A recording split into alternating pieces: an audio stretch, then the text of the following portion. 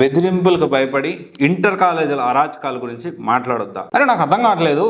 ఒక అరాచకాలు ఎలా ఉందంటే లక్షల ఫీజులు తీసుకుంటా, క్లాసెస్ సరిగ్గా చెప్పకుండా, ఇటు సరిగ్గా వాష్రూమ్స్ ఉండవు, బేసిక్ ఫెసిలిటీస్ ఉండవు, డబ్బులు కట్టించుకొని మూత చేస్తారు, క్లోజ్ చేసేస్తారు. అడిగితే బెదిరింపులా? కొంతమంది మాట్లాడుతూ ఉన్నారు, మీరు ఎందుకు కొన్ని వాటి గురించి మాట్లాడుతూ ఉన్నారు, మీరు ఇంకొన్ని వాటి గురించి మాట్లాడలేదు. టు బీ ఫ్రాంక్ చెప్తా ఉన్నాను, నా దగ్గరికి ఇష్యూ వచ్చిన ప్రతి ఇష్యూని నేను పబ్లిక్లో తీసుకెళ్తున్నాను. నా దగ్గరికి ఇన్ఫర్మేషన్ వచ్చిన ప్రతి ఒక్కటి మీరు ఇన్ఫర్మేషన్ ఇవ్వండి, ఏ కాలేజీలో ఏం జరుగుతుంది. నేను పబ్లిక్లో తీసుకెళ్ళకపోతే అప్పుడు అడగండి.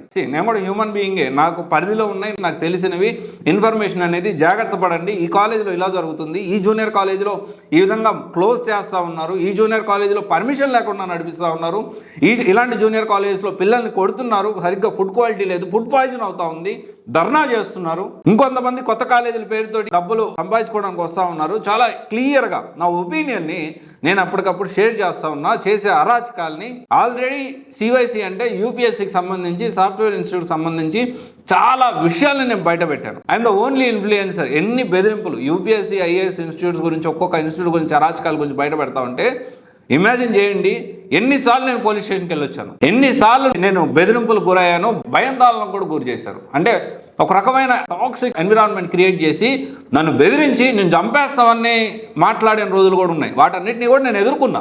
యూపీఎస్సీకి సంబంధించి, యూపీఎస్సీ కోచింగ్ సంబంధించి మోసాలన్నింటినీ చాలా వరకు నేను బయటపెట్టడం జరిగింది. ఇప్పుడు జూనియర్ కాలేజ్ విషయం చూసుకుంటే అరాచకాలు బయటపడి బెదిరింపులు భయపడాలా? ఎందుకు భయపడాలి? నేను చేసే ఒక వీడియో వల్ల కొన్ని వందల జీవితాలు బాగుపడుతున్నాయి, పేరెంట్స్ బాగుపడుతున్నారు, రోడ్డు మీద రాకుండా ఉంటున్నారంటే ఎందుకు భయపడాలి? ఎందుకు బెదరాలి?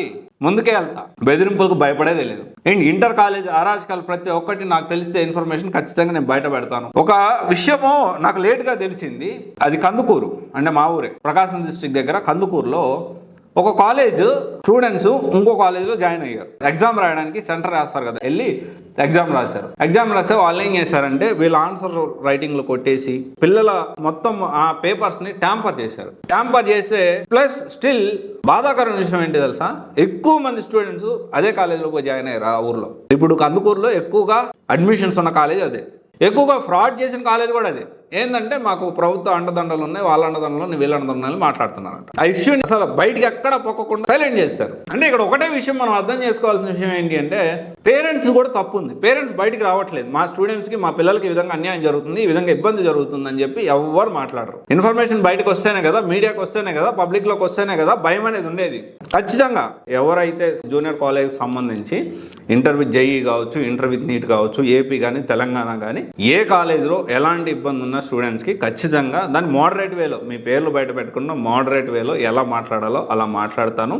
అండ్ ప్రతి విషయాన్ని పబ్లిక్లో తీసుకెళ్తాను. సో దట్ చాలామంది ఈ మధ్యకాలంలో చూస్తూ ఉన్నాము, చాలా వల్గర్గా మాట్లాడుతూ కాలేజ్ ముందుకెళ్ళి అట్లాంటి పనులు మనం చేయము. చాలా డీసెంట్ వేలోనే ఇక్కడ ఏంటి అంటే ఎలా చేస్తే స్టూడెంట్స్కి న్యాయం జరుగుతుందో దాని గురించి మనం ఆలోచించాలి. ఏది చిన్న విషయాల కాడ ముందుకి మైక్ పట్టుకొని వెళ్ళి వాళ్ళని వాడు వీడు ఎట్లా పడితే అట్లా మాట్లాడుతూ అడ్వకేట్ అని చెప్పుకుంటూ అలాంటి విషయాలు అవసరం లేదు. నిజంగా డీసెంట్ వేలో చేయాలనుకుంటే ఈ కాలేజ్ ఇలా ఉంది, ఈ కాలేజ్ అలా ఉంది, సో వీటి పాజిటివ్స్ ఇవి, వీటి నెగిటివ్స్ ఇది, ఇలా ఉంది పరిస్థితి, ఇంత ఫీజు ఉంది, ఓకే దీనికంటే ఇది బెటర్గా ఉంది, ఇలాంటి ఇన్ఫర్మేషన్ షేర్ చేయడం అనేది ప్రికాషనరీగా చాలా important. I strongly believe in that. Anyway ఇది ఒకసారి ఆలోచించండి. బెదిరింపులకు భయపడి ఇంటర్ కాలేజీల అరాచకాలు బయట పెట్టడం మానను, మాట్లాడకుండా ఉండను. ముందుకు తీసుకెళ్లేదే బెదిరింపులు, పోలీస్ స్టేషన్లు, కేసులు ఏమి కొత్త కాదు. దేనికైనా సిద్ధమే.